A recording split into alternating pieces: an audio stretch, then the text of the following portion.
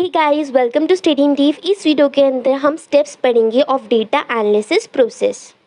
First step is data collection. सबसे पहले data को एनालाइज करने के लिए आपको डेटा को कलेक्ट करना पड़ता है from various sources such as survey, interview, social media और other forms of data.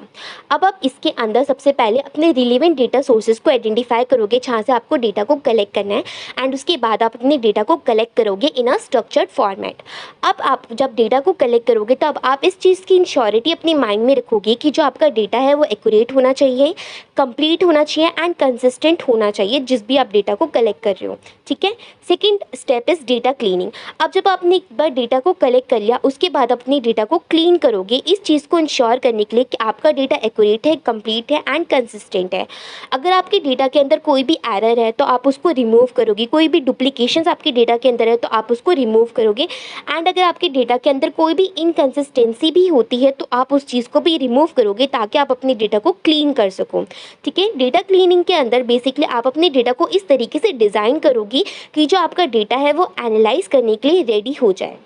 Now the third step is data transformation. अब आपने जब अपने डेटा को क्लीन कर लिया तो आप उसको ट्रांसफॉर्म करोगे एक ऐसे फॉर्मेट में जिस फॉर्मेट में डेटा को एनालाइज करा जा सके।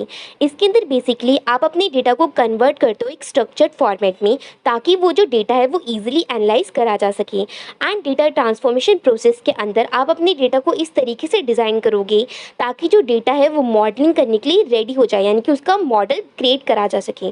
Fourth step is data modelling. अब यहाँ पर आपको अपने डेटा का एक मॉडल क्रिएट करना पड़ता है जिसका फर्दर यूज़ करा जाता है डेटा को एनालाइज करने के लिए। इसके अंदर बेसिकली आप एप्रोप्रिएटेड स्टैटिस्टिकल टेक्निक्स का यूज़ करते हो एंड एल्गोरिदम्स को अप्लाई करते हो अपने डेटा को एनालाइज करने के लिए। एंड मॉडलिंग प्रोसेस के अंदर आप इस तरीके से डिज़ाइन करोगे फर्दर अपने डेटा को ताकि इस चीज़ की इंश्योरिटी मेंटेन करी जा सके कि जो आपका मॉडल है वो एक्यूरेट है एंड रिलायबल है, यानी कि हर जगह एप्लीकेबल हो सकता है। Fifth step is data visualization. अब जब आपने डेटा को एक बार एनालाइज कर लिया, ठीक है, तो आप अपने डेटा को आप इस तरीके से प्रेजेंट करोगे कि वो इजी टू अंडरस्टैंड हो, यानी कि हर इंसान जो भी उस डेटा को देखे वो ईजिली इंटरप्रिटेशन उस डेटा से ले सके, उसको समझ सके। ठीक है। तो इसके लिए आप क्या करोगे, उस डेटा को एक विजुअलाइज फॉर्मेट में प्रेजेंट करोगे। फॉर एग्जांपल चार्ट की फॉर्म में, ग्राफ्स की फॉर्म में या कोई भी विजुअलाइज फॉर्मेट में आप अपने डेटा को प्रेजेंट करते हो ताकि वो ईजिली कम्युनिकेट हो सके एंड जो भी उसकी फाइंडिंग्स है, जो भी इंसाइट्स गेन हुए उस डेटा को एनालाइज करने पर वो ईजिली कम्युनिकेट हो सके। अब जो भी आपका डेटा विजुअलाइजेशन प्रोसेस होगा, यानी कि जिस भी तरीके से आप अपने डेटा को प्रेजेंट कर रहे हो वो डिज़ाइन ऐसा होना चाहिए कि जो अभी आपके इनसाइट्स है वो क्लियरली कम्युनिकेट करे जा सके एंड एक इफिशिएंटली तरीके से कम्युनिकेट करी जा सके to the stakeholders of the company. और the next step is data interpretation. जब पहले वाले स्टेप में आपने क्या करा था, अपने डेटा को एक विजुअलाइज फॉर्मेट में प्रेजेंट करा था, तो अब आपका नेक्स्ट स्टेप है कि डेटा को इंटरप्रेट करना।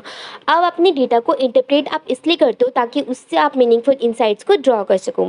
इसके अंदर बेसिकली आप अपने डेटा को एनालाइज करते हो पैटर्न्स को आइडेंटिफाई करने के लिए, ट्रेंड्स को आइडेंटिफाई करने के लिए एंड कंक्लूजन को ड्रॉ करने के लिए based on the insights gain. Data interpretation process के अंदर डेटा को इस तरीके से डिज़ाइन करा जाता है ताकि इस चीज़ की इंश्योरिटी हो कि जो भी इंसाइट्स है वो एक्यूरेट है एंड रिलायबल है। Now the next step is reporting. Finally अब जो भी आपकी फाइंडिंग्स आई हैं डेटा एनालाइज करने पर वो फाइंडिंग्स को आप रिपोर्ट करते हो to the stakeholders of the company. इसके अंदर आप उन्हें कम्युनिकेट करते हो टू द इंसाइट्स, जो भी आपकी इंसाइट्स आई हैं डेटा के बेस पर उस इंसाइट्स को आप कम्युनिकेट करते हो अपने स्टेक होल्डर्स को in a clear and concise manner. इसके अंदर आप उन्हें रिकमेंडेशंस भी मेड करते हो जो भी आपकी फाइंडिंग्स आई उसके बेस पर। एंड जो रिपोर्टिंग प्रोसेस होता है वो इस तरीके से डिज़ाइन करा जाता है ताकि इस चीज़ की इंश्योरिटी मेंटेन हो सके कि जो भी स्टेक होल्डर्स हैं वो जो भी इन्फॉर्म डिसीजन है उसको ईजिली ले सकें। ठीक है। जो भी डेटा के बेस पर जो भी आपका मतलब कंक्लूजन आया, फाइंडिंग्स हुई उस डेटा के बेस पर, उसको इस तरीके से आप अपने स्टेक होल्डर्स को रिपोर्ट करोगे कि जो स्टेक होल्डर्स हैं उसको अच्छे तरीके से अंडरस्टैंड कर सकें एंड अंडरस्टैंड करने के बाद जो भी कंपनी के रिगार्डिंग, जो भी कंपनी के फेथ में डिसीजन है वो ईजिली वो इन्फॉर्म डिसीजन ले सके कंपनी के फेथ पे।